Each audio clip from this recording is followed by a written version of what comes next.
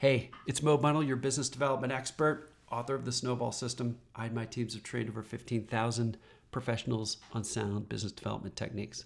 You're in the third episode of this second Powering Through the Pandemic series. And this one's about, now that this pandemic has been around a while, what do we do to get and stay successful when it comes to deepening our relationships and bringing in the meaty work that we want to do so that we can help our clients more. We've covered mindset and we've covered movement. And in this video, we're going to cover measurement. Here's what I want you to do. In our first Powering Through the Pandemic series, we're focused just on doing something, just getting ourselves unstuck, staying external, staying top of mind, being helpful to clients in any way that we could. And those are all good things. I want you to keep doing that.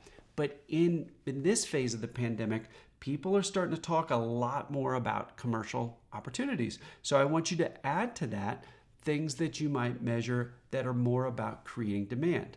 In our last video, I went deep on how to design give-to-gets in a very, very efficient and effective way. So what I want you to measure now when it comes to behaviors, or what we call leading indicators, is I want you to measure the give-to-gets that you're offering. I want you to measure the outreaches that you're making to your most important clients.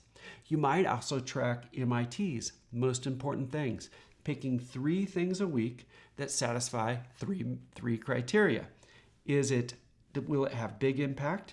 Is it in your control? And is it growth oriented? Spells BIG. Big impact, in your control, and growth oriented. Pick 3 things each week that are your most important things, and track and see if you get those done. So those are behavioral things. Track those weekly. Weekly is the best mechanism, the best cadence to do that. I also want you to add now on a monthly basis, just because things are changing so quickly. I usually do this quarterly. Right now I want you to do it monthly. I'm doing it too. I want you to track what the output of these activities is. So how many of the give-to-gets that you're offering are actually turning into commercial opportunities? What's your percentage flow-through rate? What's the dollar amount of those things? Of your outreach for clients over here, how many are turning into expansion opportunities because you're top of mind and the clients are bringing up commercial things while you're talking about non-commercial things? So on the tracking side, on a monthly basis for lagging indicators, I want you to build out some kind of spreadsheet, or maybe even a piece of paper where you're scribbling things down, but somehow you're measuring what's working. The reason I want you to do that is things are changing so quickly right now, and they have turned or are turning commercial for almost all of our clients, that only tracking your behaviors isn't enough anymore. I want you to find a mechanism that works for you to track what's working.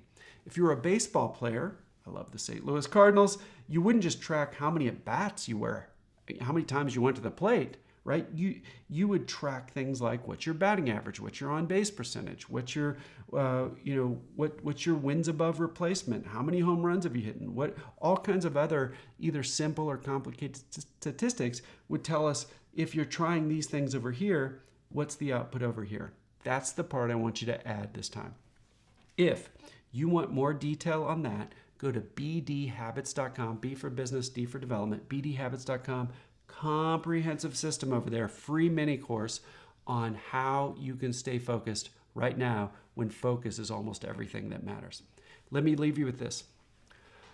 I think in some ways, measurement is the most important during times of intense change. If you know what works, and it works sort of day in and day out, week in and week out, year in, year out, then you can sort of just get by with measuring the inputs, the behaviors, the activities. And you can sort of forget about the outcome and just sort of worry about that once a year or whatever when you're looking at your annual numbers at the end of your fiscal year. But now things are changing fast. So that means you're not sure what's going to work and what's not going to work.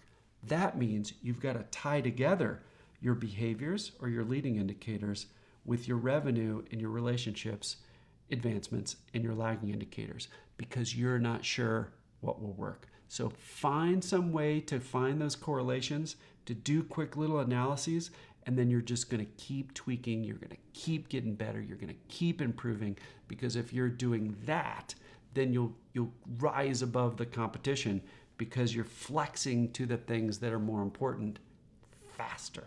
All right. So that's the end of episode 3. The next one is going to be about creating and maintaining momentum, and that'll be coming your way shortly.